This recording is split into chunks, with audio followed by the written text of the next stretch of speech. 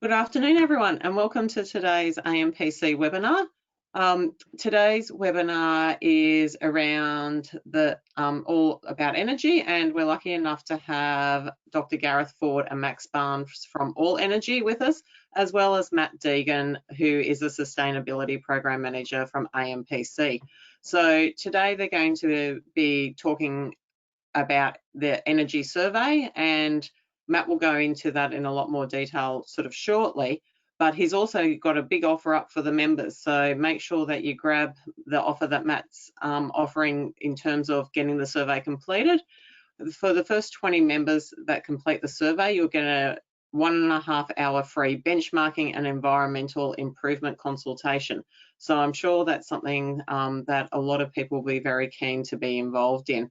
So for those that have not used this platform before, we really encourage questions. To write a question in your toolbox, you'll actually have in your toolbar something that comes up and says questions. If you type your questions in there, we will endeavour to answer them as we go through the webinar today. So thank you again, Gareth, Max and Matt, for being involved in today's webinar, and I'll hand over to Matt Deegan to give a bit of background around the project that he's got for the environmental performance review. Thanks, Matt. Thanks, Amanda. Just checking my volume is on. Yep. So thanks everyone for attending. As Amanda mentioned, this webinar today is about a flagship sustainability report that AMPC has been doing since 1998. And what we've been doing it every 5 years. And it's this year is the 5th year since 2015, the last time we did it. And so it's obviously the 2020 Environmental Performance Survey.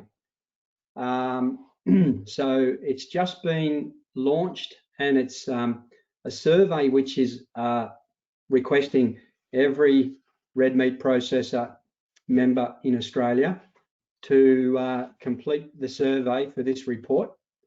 And this is a really important report for a couple of reasons.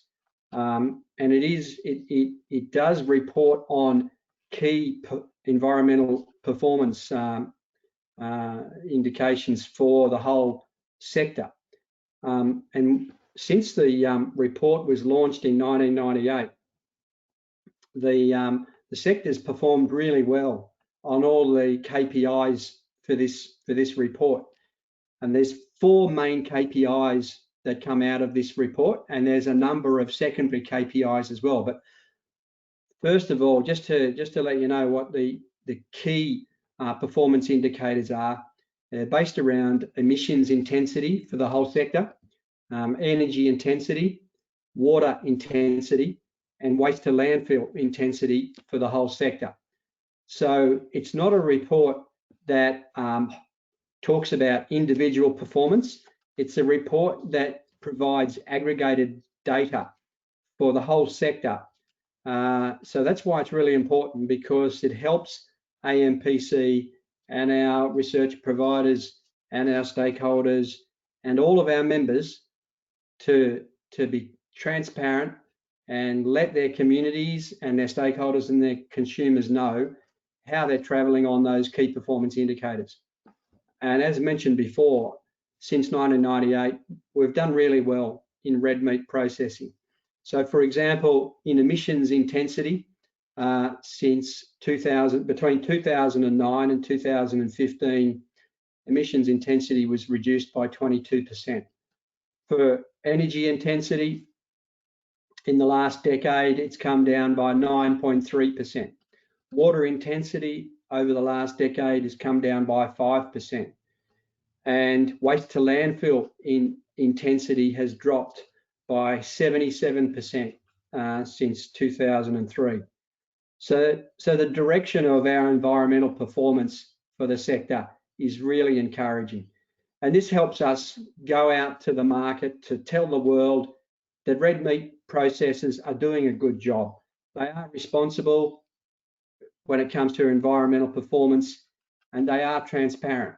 And that's why this report for 2020 is so important. So we can continue to give those good news stories to the whole world, and to be transparent about how our members are performing, how the sector is performing on environmental performance.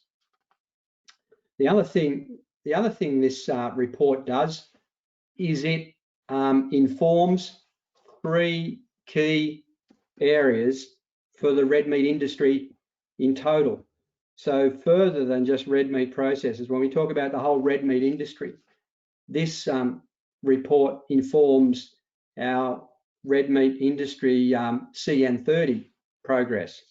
So as most of you would know, CN30 is a target that the whole red meat industry, so that's producers and processors as well, are all working towards, and that's being carbon neutral by 2030.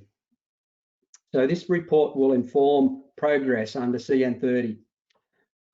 Also, as most of you would know, there are beef and sheep sustainability frameworks for the whole red meat industry, so that's for producers and processors combined. And this report helps show our alignment with our red meat industry sustainability frameworks for beef and sheep. Another very important thing we need to do. And lastly, our social license to operate for the sector. This environmental report will give evidence to our social license to operate for the whole sector. So really can't stress enough how important this report is and how this report is to the benefit of the sector and will help us continue to tell good stories and be transparent for red meat processors. So that's the survey background. I won't go through all those numbers there on the graphs there in front of you. I think Max and Gareth will go through how those intensity factors are arrived at, and some of the secondary indicators as well for this report. So I'd like to hand over to Gareth and Max from All Energy, who are the research providers for this report.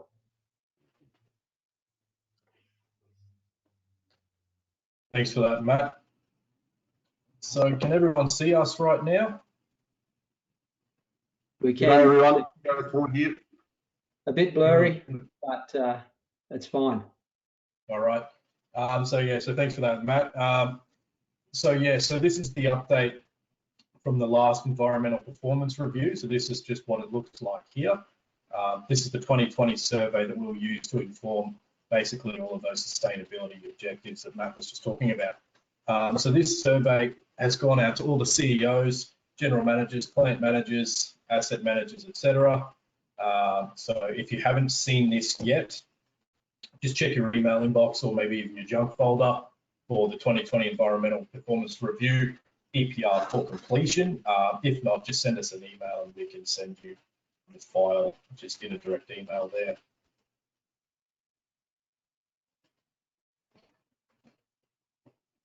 Okay, so we're just going to step through each tab on the Environmental Performance Review survey. So this is form 1, just the base data. So this is your really basic things like your plant name, your location, your capacity, production, any sort of mix between species, pigs, lambs, cattle, veal, etc. And then anything else that's on site, including say rendering, hydro processing, offal, and that kind of thing, boning, etc. So number 2 is where we sort of really step up the intensity here. So this one is energy use. So in this sheet here, we've color coded the yellow cells are the critical inputs. The blue cells are basically just conversion factors and that kind of thing. So in this one here, you input your energy consumption from all of your different energy sources, whether that be electricity from the grid, diesel, stationary diesel, diesel for transport, thermal coal, natural gas, LPG, petrol in a generator or petrol for transport, any sort of biomasses you may be consuming, biogas or solar PV. And if you have that sub-metering on site, you also have the option to separate that out by process, but it's not critical if you can't do it, don't worry about it. So then stepping on to Form 3, which is what will really help us base the CM30 objectives of, is the greenhouse gas emissions that are energy-based, the CO2s, equivalents. So using those total values in Form 2, we calculate just using the National Greenhouse Emissions Reporting Factors that are just published and freely available on the internet there, to calculate what is your site aggregated emissions intensity. So bearing in mind that there's none of that carbon emission intensity for the wind, PV solar, solar thermal, or biomass or biogas. And Form 4 is the GHG non-energy.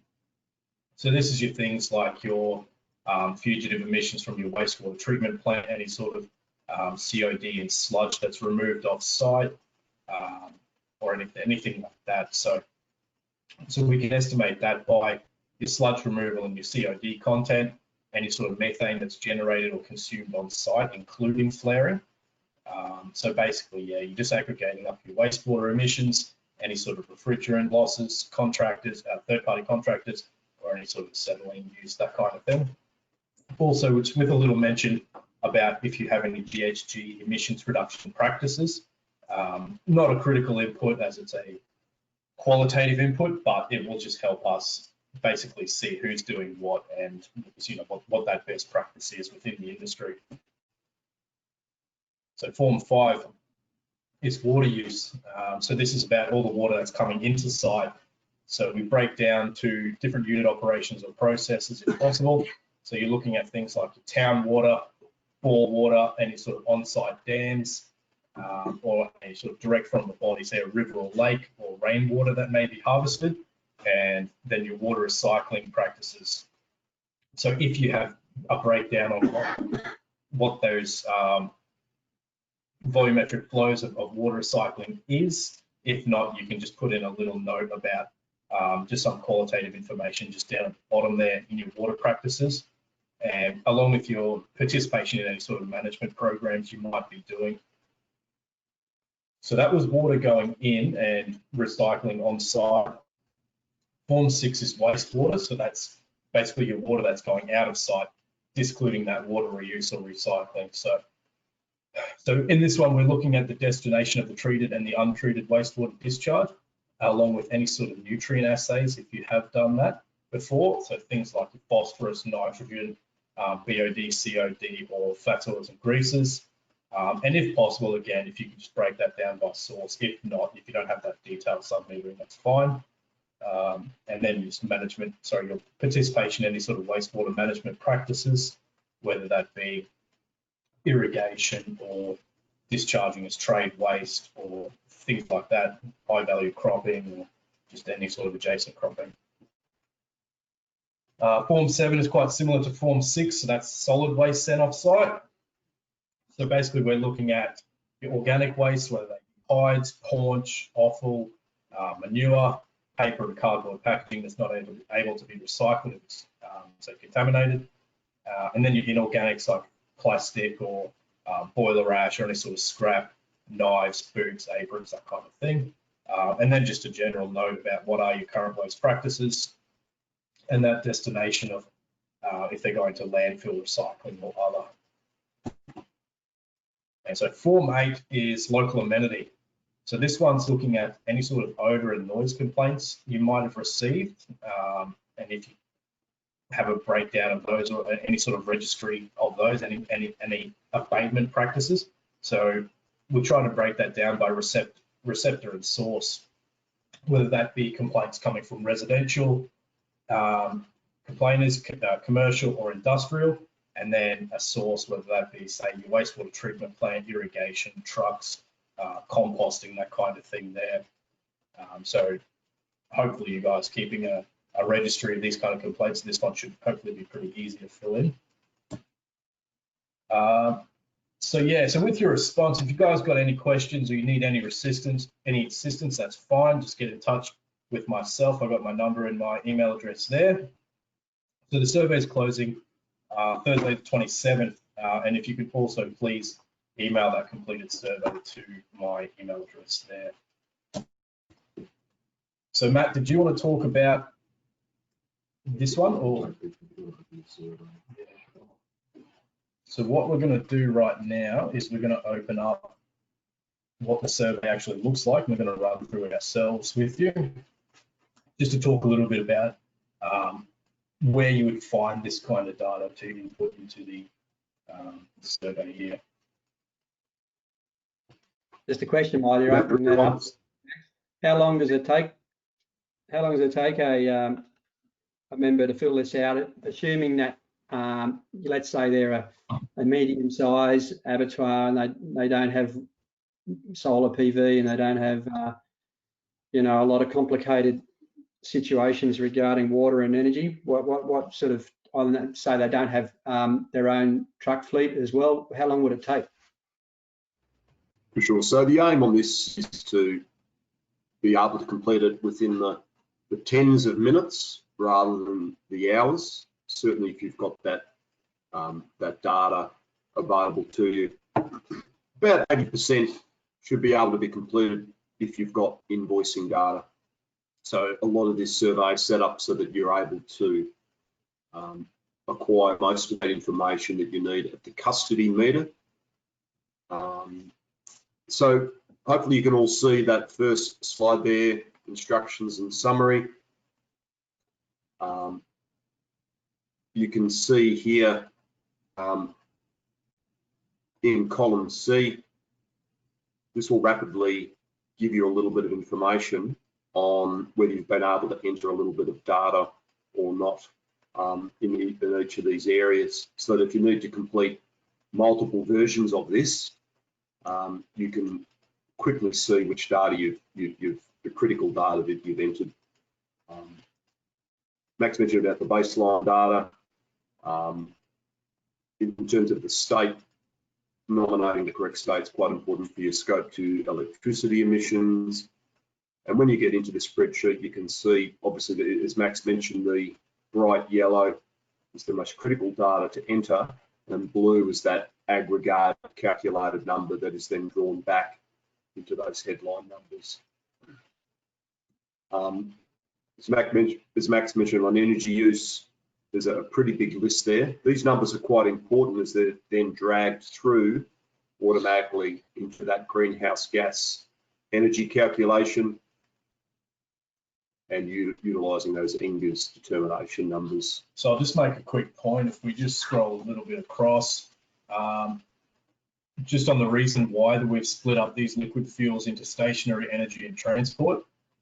If you're consuming very, very large volumes of diesel or petrol for transport, it becomes quite important to separate that out from any sort of diesel that's consumed for on-site stationary generation, just due to that aggregation of the carbon dioxide emission, the methane and the nitrous oxide emission in your emissions reporting. So those transport fuels will just have a higher nitrous intensity, which can, you know, compound and become a bit of an issue if you, as I said, if you're consuming very large volumes. So one of the advantages that we tried to bring into this survey is, rather than just a black hole where your data sent in and you only get some aggregated data out at the back, we've included within the spreadsheet the calculations for those annual gigajoule per annum amounts. Those numbers being dragged through into the greenhouse gas calculations and then also the non-energy greenhouse gas calculations. So this will be quite a useful tool for understanding your scope 1, 2 greenhouse gas emissions to progress towards that aggressive carbon neutrality target of 2030.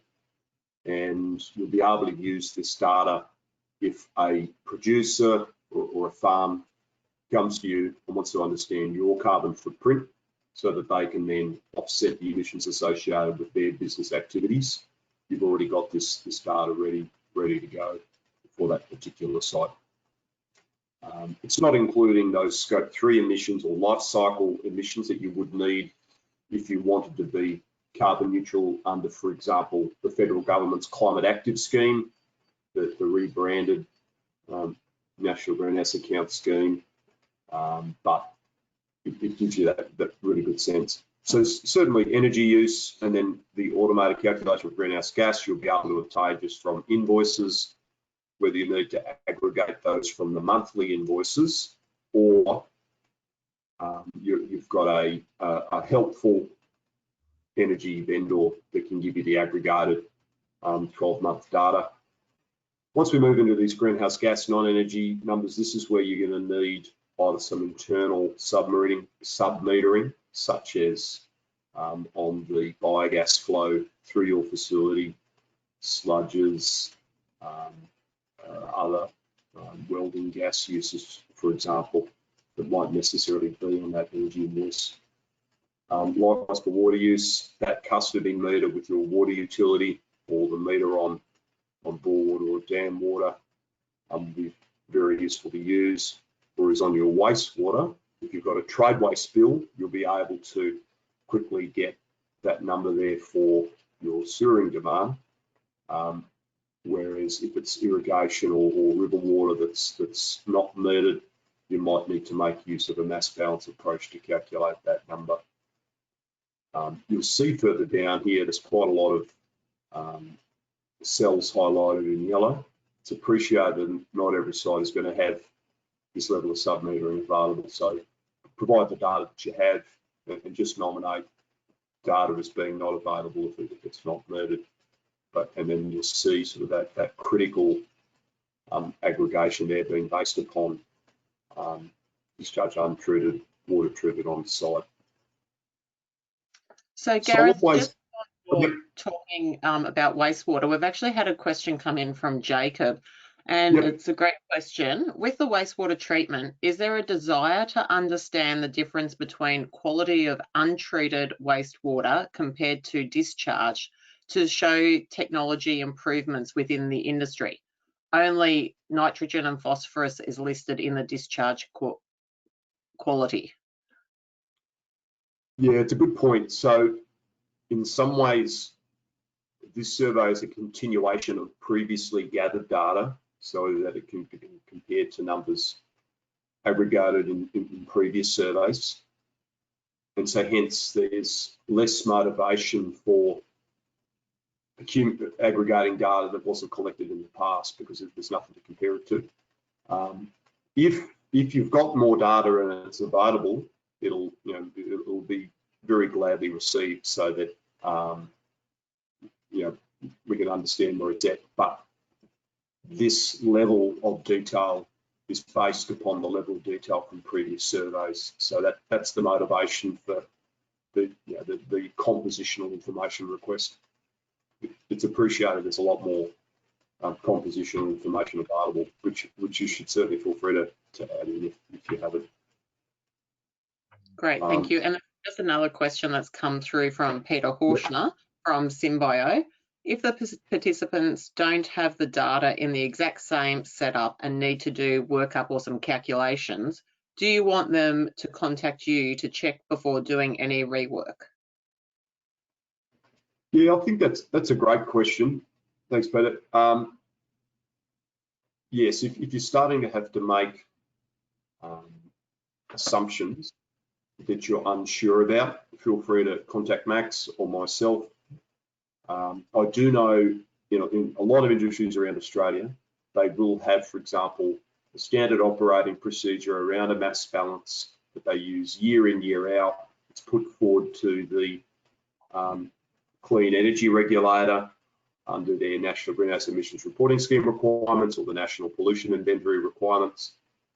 So certainly, if you need to start taking mass balance approaches to come up with some of these numbers that are required to fill the blue cells, that could be another value add which you're providing to the businesses, but yeah, making those interpolations or extrapolations or mass and energy balance approaches to be able to have a fuller understanding of the utility requirements for your site. Yeah, so if you're unsure about any assumptions, feel free to contact us and we can make sure that there's ideally a number that was put forward under previous work or a literature-based number. A really good example is a rule of thumb that say 93% by volume of water entering a site will end up in the wastewater treatment plant. So yeah, if you don't have numbers measured, we can look at assisting people to get literature numbers or numbers from previous analytical surveys to guide them.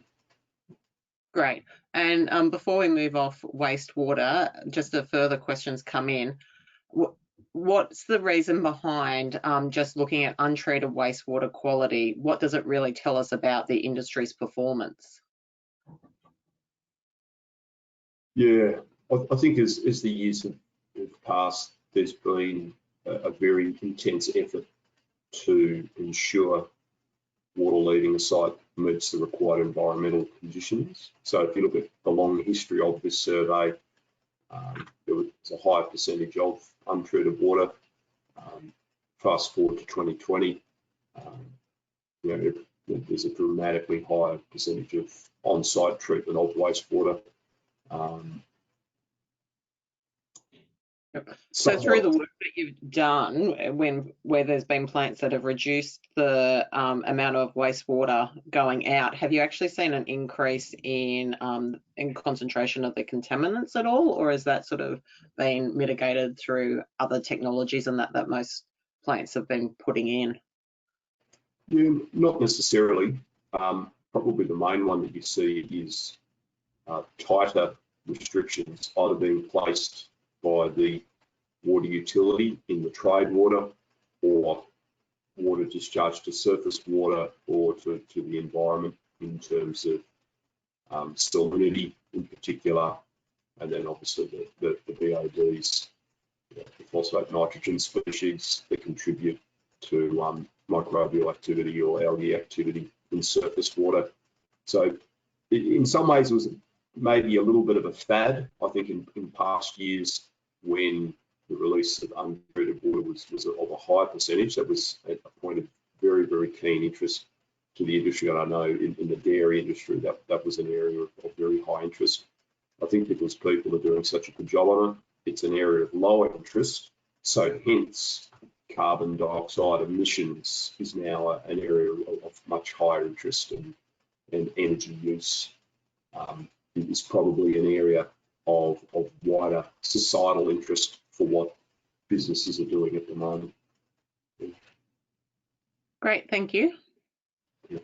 Nice. And so that's a really great segue to one of those, you could call it a fad, or you could call it an area of rising interest, is landfilling. So compared to previous years, I think this whole area of tonnage of material sent to landfill is going to be reasonably high on the agenda of society, looking at what businesses are doing in this space. And because the industry has done such a great job on ensuring recycling as much of the clean plastic as possible, recycling as much of the cardboard and paper materials, it might be composting or sending to a composting operation, or the organic materials that are segregated away, that the tons of remaining material sent to landfill is quite small. There's been a great effort in reducing that over the years. And so because of that, there's an opportunity to go the whole way and have zero landfilling operations. And indeed, some of the really big off-takers of red meat products have in the past put requirements on their supply chain that there is zero landfill or zero material sent to landfill from their suppliers. So this survey will provide some really useful information on looking at additional recycling opportunities, and for those materials that are very difficult to recycle, such as multi-layered laminated plastics that are used, for example, in vacuum packaging, that are quite difficult to recycle and then hence do normally quite often end up in the landfill. What options are there for those materials, be it a delaminating process, a net cost recycling program, or an energy from waste or pyrolysis style process? So this survey will really help AMPC look at what technologies are available for progressing towards that zero landfill material. Yeah, and so I think if you look at these food megatrends, there is that movement towards environmental business practices, and this being a very high interest and a very easily recognisable claim, being carbon neutrality or stating what the carbon footprint is. We were asked recently, well, what's the value in that? And so we looked at what's been done around the world on the value of carbon neutrality and carbon footprinting.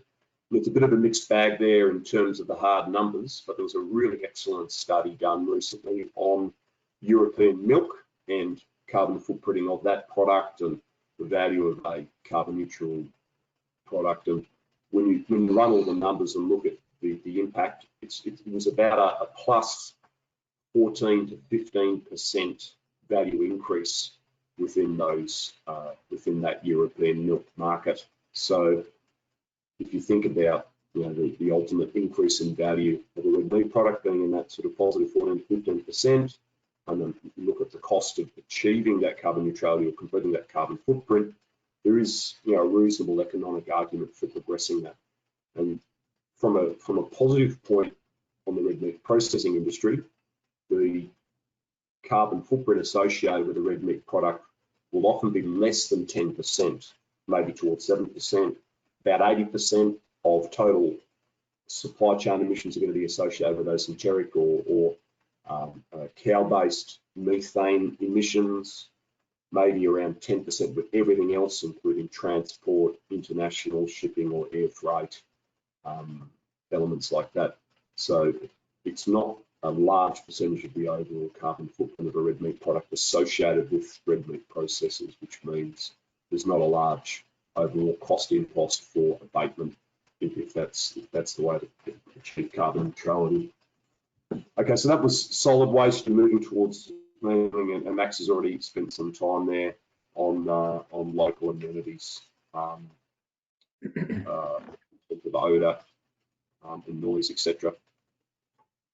So that's covered all of the areas that we wanted to go through today. As mentioned, if you can get access to the invoices for those custody meters or waste in particular, a quick email over to your vendor or energy company or waste management company. They will hopefully be able to aggregate the annual numbers to you, or an accounts payable resource that can extract that data for you from accounts or from the SAP system.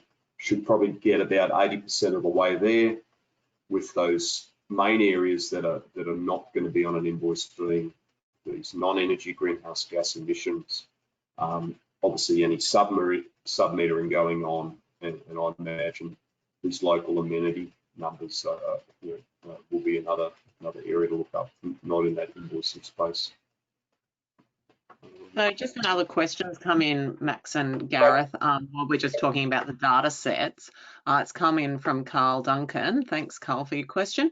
When the data set is published, will it be possible to split out beef and lamb plants and rendering versus non-rendering plants? Reason being, both are critical so that members can benchmark themselves to industry or comparable plants.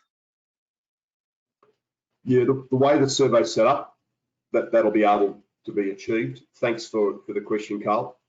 I think the hardest one is going to be for mixed species facilities. So yes, it'll certainly be possible to split between beef, sheep and lamb, and then the mixed species, because that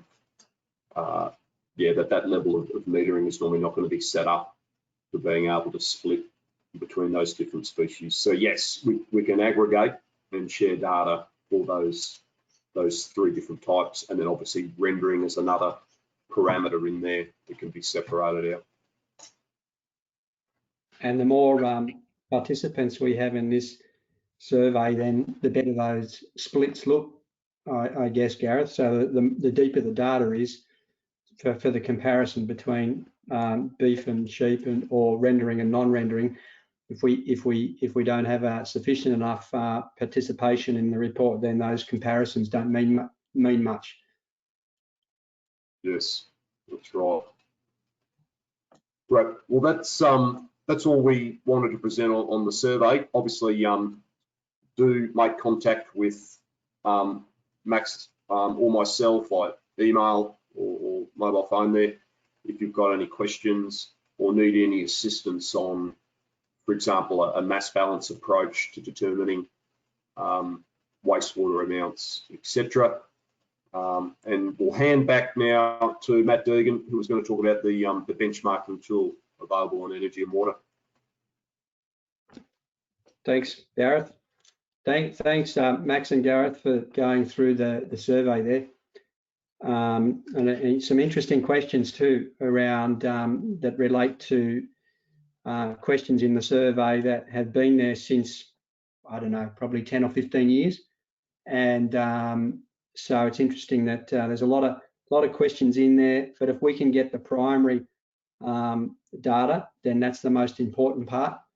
And then the other information, if abattoirs are not able to provide that information, then you know, that so be it. But we need the primary data to be able to report the KPIs under the report, which relate to you know, the 4 intensity levels being emissions, energy, water, and waste to landfill. And the other thing with that survey is that we'd really appreciate it if processors could complete the boxes that talk about qualitative information as well as data. So the qualitative questions in each of those tabs around energy, water, and waste ask for strategies around renewable energy or energy savings or water savings, and strategies to divert waste from landfill. If you've got strategies, please share them with us. That is another way whereby we can give you more feedback. We can provide a better report for the industry, for the sector. So that's important information as well.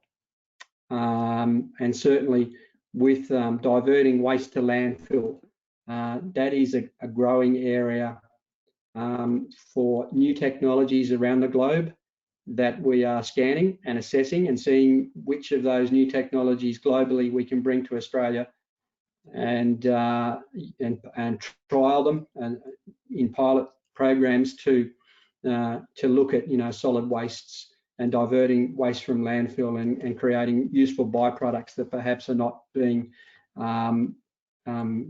achieved at the moment.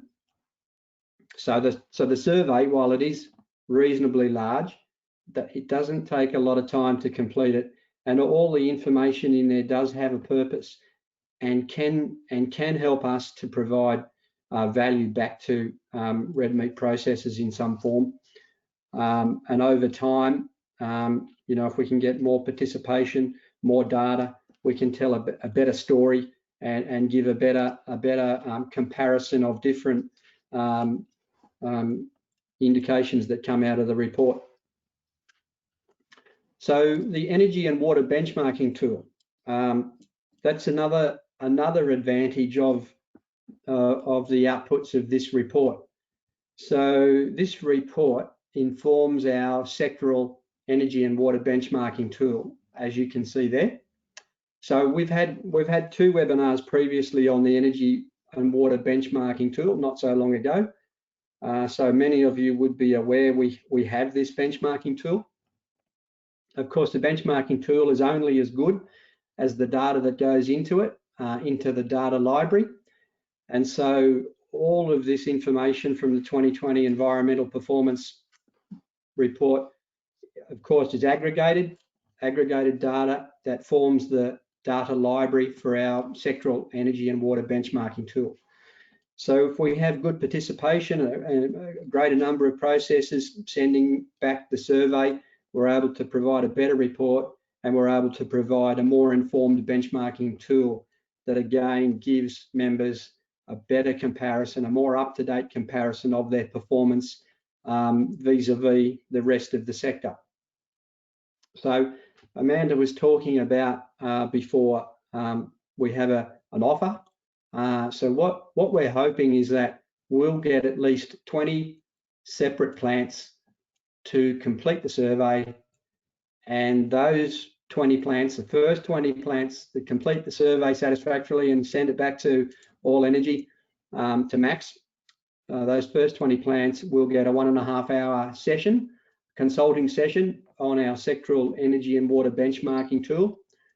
And that tool will not only give you a good idea of your performance against the rest of the sector, but it will also provide suggestions around projects to help improve performance on energy, water, waste to landfill. Oh, sorry, waste to landfill is not one of those. Energy and water, primarily.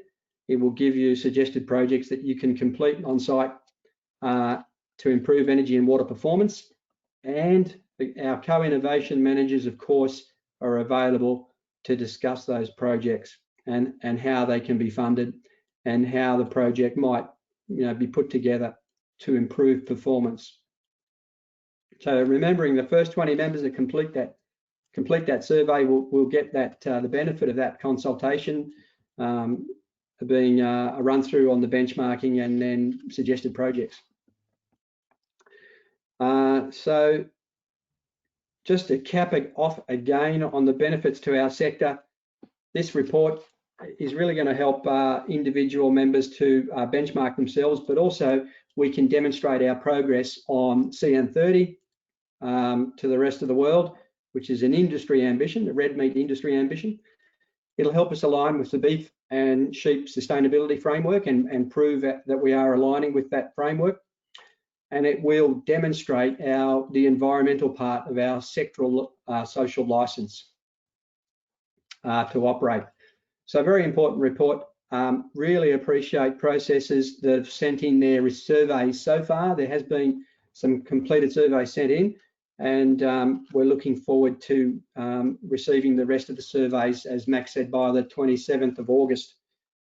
So if there are any further questions, please contact Max in the first instance, or Gareth or myself, and we'll make sure that we help you with any questions you've got or difficulties in completing the survey.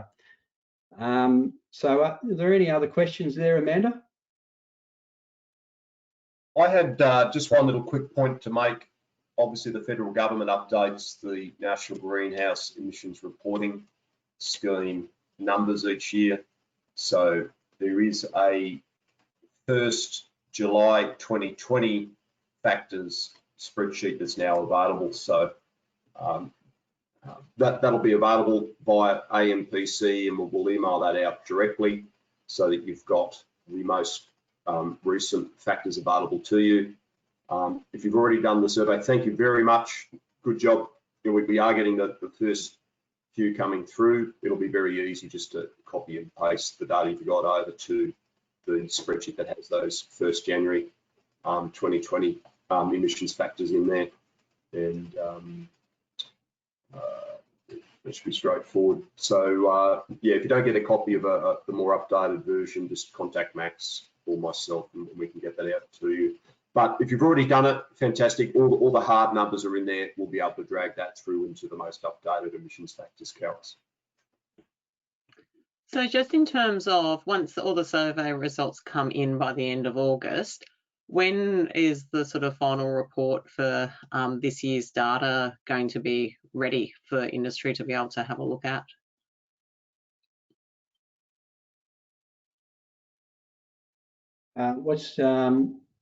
Well, pretty soon after that, wouldn't it be, Gareth? I think September, October.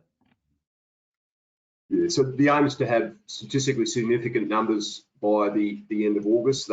That's given everyone through to the end of July to receive all of the invoicing data and then either make requests to their utility vendors to aggregate the data or to aggregate the data themselves.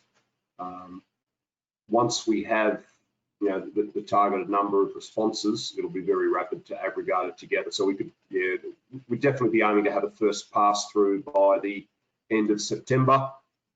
And if there's enough responses in there, then around sort of the end of September, we can have that first pass done. Great. And we've just had another question come in.